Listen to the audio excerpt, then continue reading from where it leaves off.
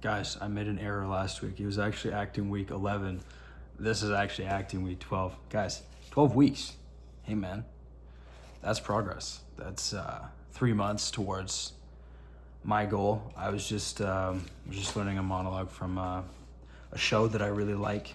And at the end of the scene, there's a lot of crying. And just kind of like a breakdown. Because this guy, he essentially passes on, like he goes to the afterlife, and he sees some of his loved ones there. So it's like it's a scene where he's coming from a very nihilistic perspective. So for him, dissolving all of these walls of belief, and then what I interpret to him being him relaxing into God's love and being surrounded by his loved ones.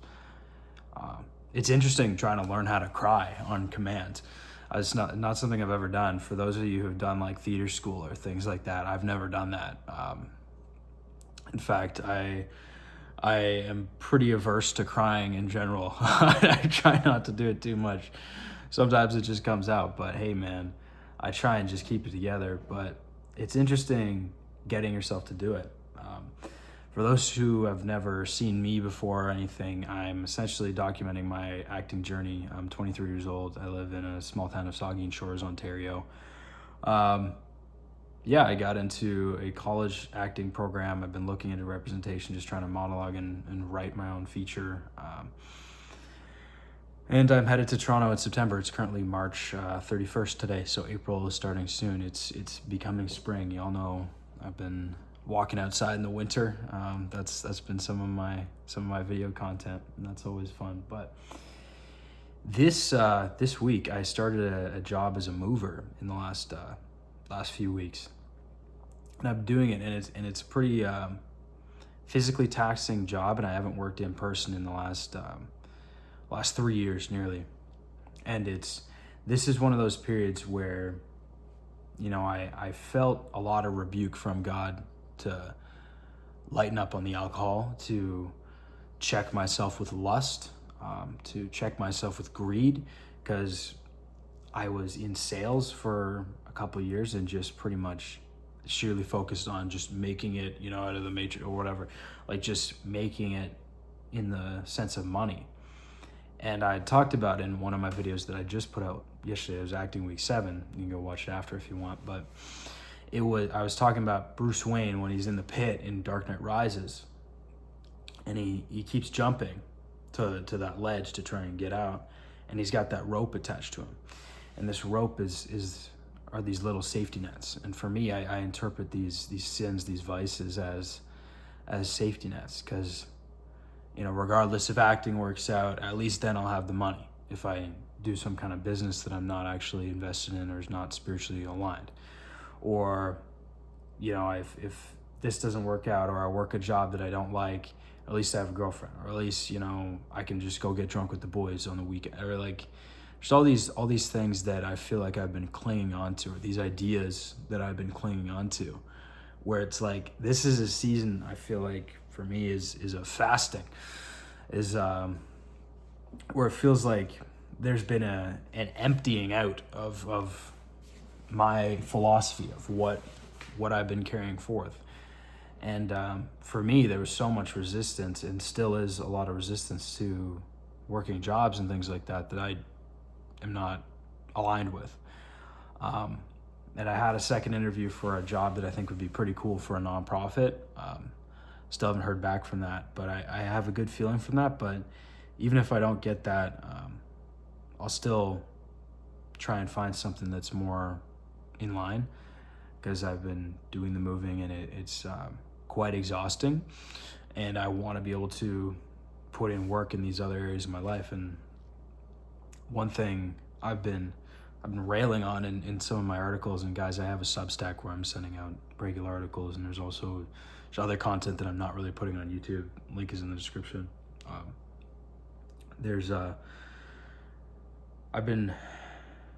I haven't had time to write or create or work as much as I want on the stuff that actually does fill me up spiritually.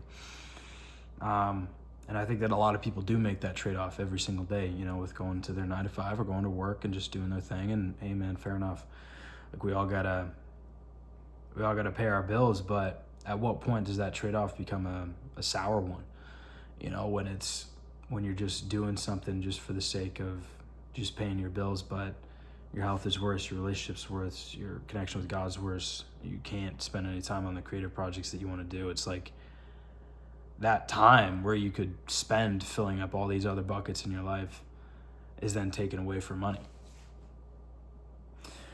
And for me, I feel like this season of starvation of a lot of those little sins, since I got real sick like a month ago, just from partying and being a jackass, just throwing up everywhere, and it was the sickest I'd ever been. That was a harsh rebuke, I felt like, from God about alcohol and about locking in a sense, not like the super bro aggressive way, but just like getting it together, because I didn't feel like, I just wasn't being a good ambassador of a man of God at all.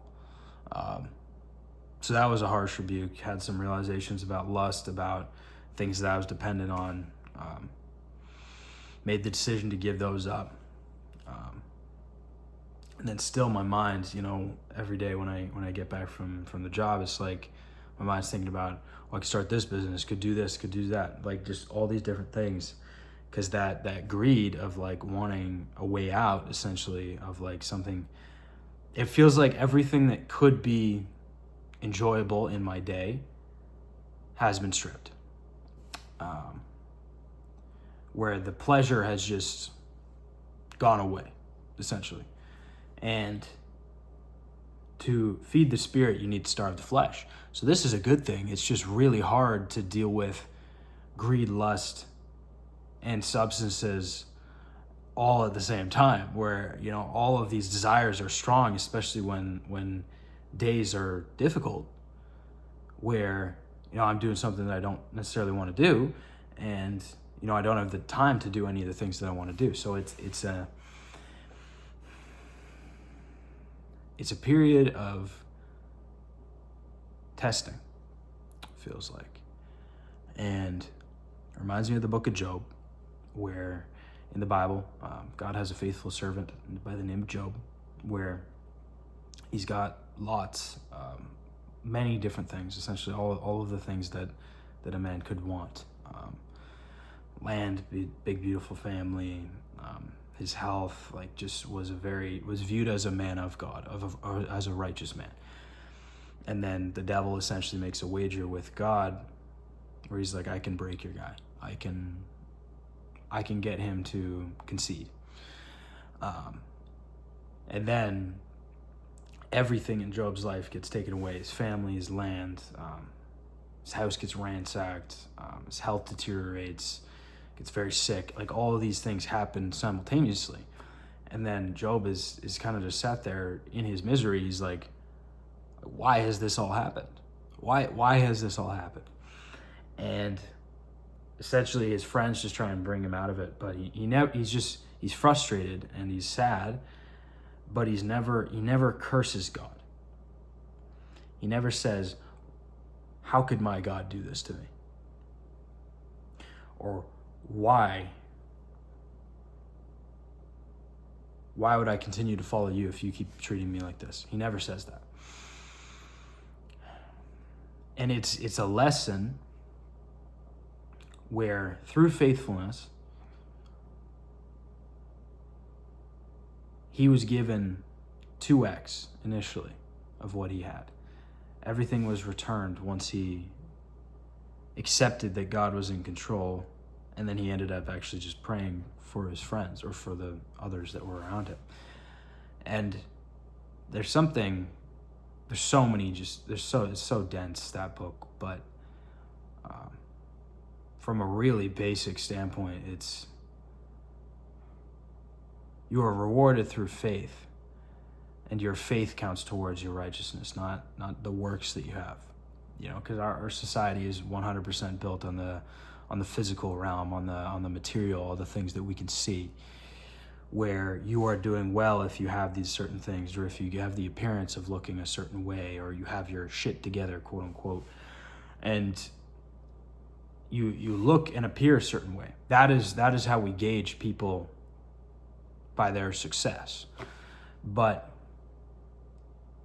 one's success cannot be determined by all the things that they have. This fundamentally cannot be true, because none of these things actually matter. Because I believe that at the end of our days, we will be judged.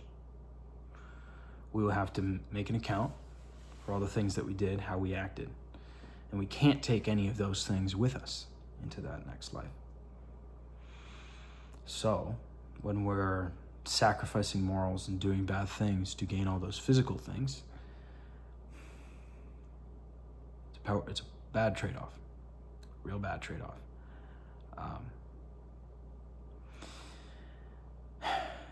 One other parable. This one is in the New Testament.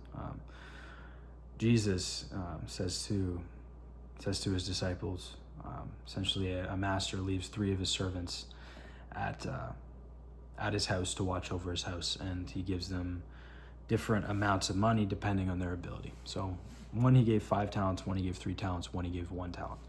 The guy with 5 talents, the master goes away. He returns months or years later, comes back, talks to each of the servants to see what they've done with his money.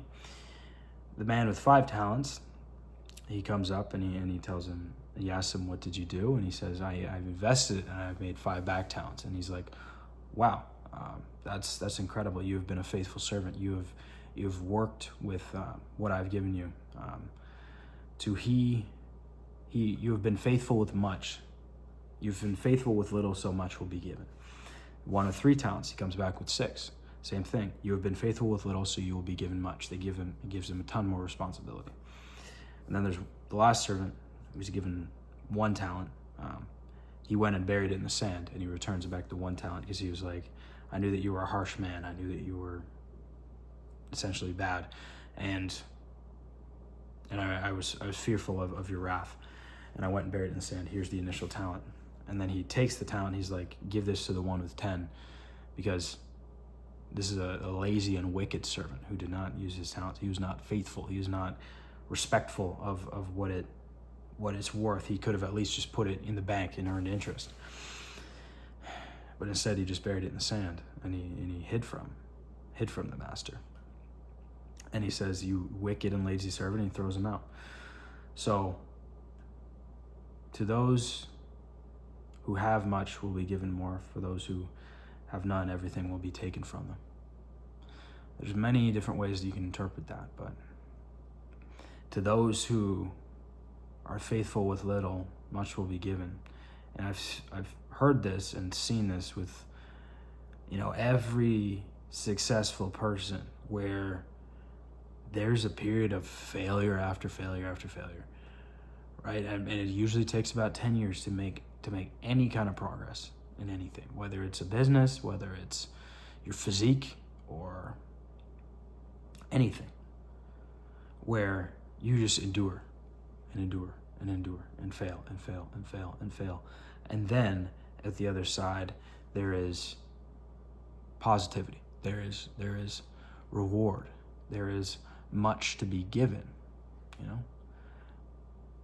And I think that is beautiful, because in this period, without much money, without any of my sins, essentially, I'm trying to stay faithful. And it's really hard. But I know that out the other side, if I am faithful, God will reward me with much, because he knows that he can trust me. So this is just the way that I'm trying to view this testing period, this challenge period.